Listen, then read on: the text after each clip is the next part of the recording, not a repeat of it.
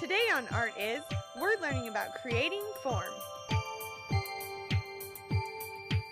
with Dr. Terry Allen. Today's class was at Sanger Academy in Sanger.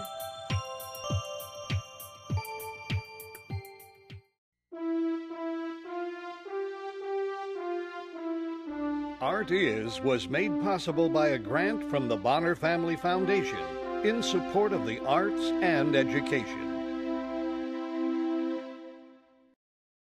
Today's art lesson is going to be about how artists create the idea of form.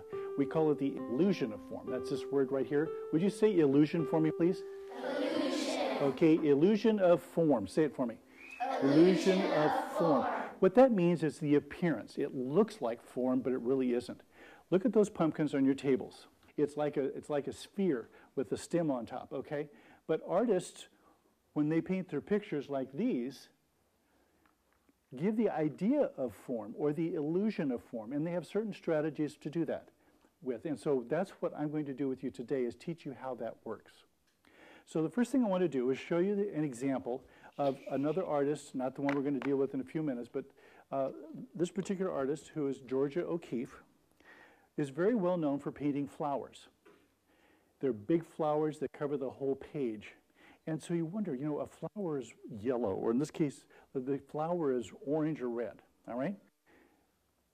But they make it look three-dimensional. Now, if you color the flower just totally red or totally orange, it's going to appear flat. So look at what she did here. What did she do to make the flower, parts of the flower, stand out?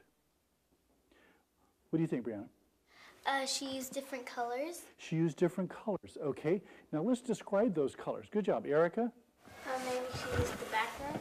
She used a background. Okay, the background is a really different color, isn't it? It's a complementary color, it's green. And so that makes the red stand out, doesn't it?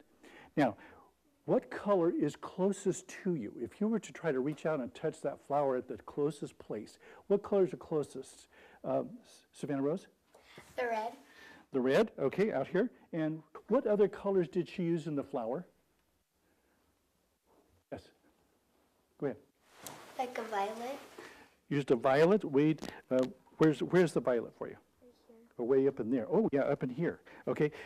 What about back in here? See where it's kind of dark back in there? That dark part of the flower means that it's what? It's farther what? Inside. It's farther inside. It's farther away from us. So when Georgia OâKeeffe did this, she painted the really light colors. She has the orange and then there's the red. Well, the orange is next and then the red goes back even further. Let me show you another example. Look at this one. Notice what two colors did she use in this flower? Kyra? Yellow and green. Yellow and green. What part stands out the most? Yes? The green. The green stands out. It's really bright, isn't it? But what part of the flower do you think is closest to you, Zach? Yellow. The yellow, okay? Look how bright that yellow is. But the farther back in the flower you go, the more it becomes. Yes, Juliana? Farther away. It becomes farther away, and what color is that? Go ahead, Arlene. A dark green color. A dark green. And so notice we have these dark greens here, and we come all the way out of the flower to the bright yellow, really almost light yellow, isn't it? See these colors right here? What's this thing called? Everybody, what is it? Color. I'm sorry, I can't hear you. The color wheel, nice and loud. Okay, this is the color wheel. Now, in this picture right here, Georgia OâKeeffe used yellows and greens, didn't she? So she used colors from here all the way over to here on the color wheel. These are called analogous colors because they are similar or have similar characteristics. So what color does yellow, green, and green have in it? First it was like a darkish yellow, and then it was a lightish yellow, then it was a lightish green, and then a darkish green. Okay, and the green is made up of what two colors? Yellow and blue. Yellow and blue. Okay, so if we have yellow and blue, more yellow and green, and yellow, they all have what in common? They all have yellow, don't they? Okay, so those colors that all have yellow in them, they're all side by side on the color wheel, are called analogous colors. Would you say that for me, please? Analogous colors. Exactly. Artists create the Illusion of form by using Analogous colors. Okay, and we know that light colors stand out and darker colors recede or go back. So if you take a look here, the light colors look like they're standing out and the darker greens go back, don't they? Now, let's take a look at a painting by a man named Gustave Caillebotte. He's a Frenchman who was known as an impressionist painter. In other words, he used lots of strokes of color on his paper. It's not really smooth like what Georgia OâKeeffe did. If you take a look at the two pictures, this texture is very smooth, isn't it? This texture is kind of rough, isn't it? Okay, we're going to look at his work because his work is what we're going to do today. We're going to try to do an impressionist look.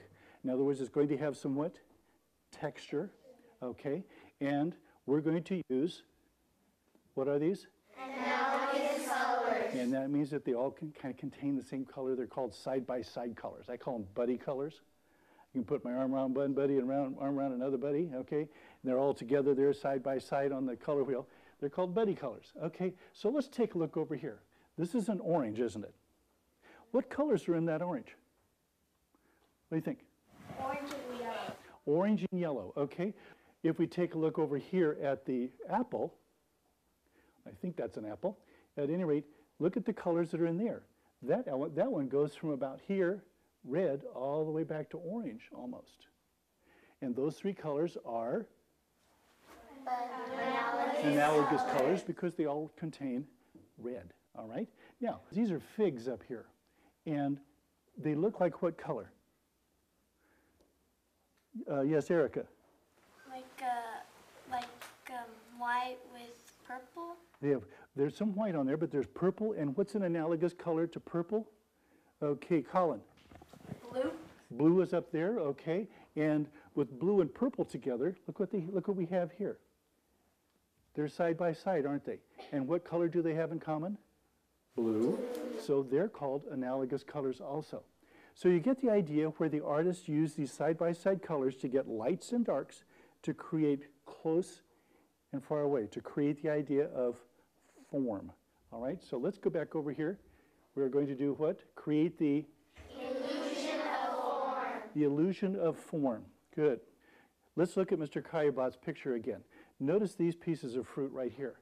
Look at the strokes of the paint that the artist made on here, of the blues, the greens and the yellows. They're curved strokes, aren't they? And if you look over here on the pears, you'll find curved strokes. Why do you suppose he used curved strokes?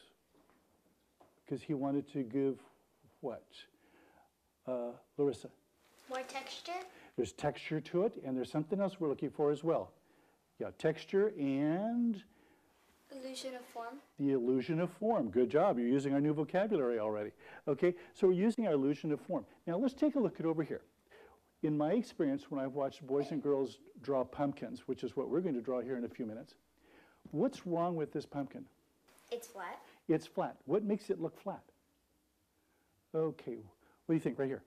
It's because that if it were more curved and it had some color, it might actually look more 3D. It might look more 3D if it had color and if it had curved lines, okay? These lines are not what? Anybody, everybody, they are not curved. They're not curved. If I were to make this one look a little bit more 3D, what might I do? I could put curved lines in there, couldn't I? Doesn't that make a difference? See how that works? Now, it doesn't look really, really 3D, but it's a whole lot more 3D than we did up here, didn't we? Okay?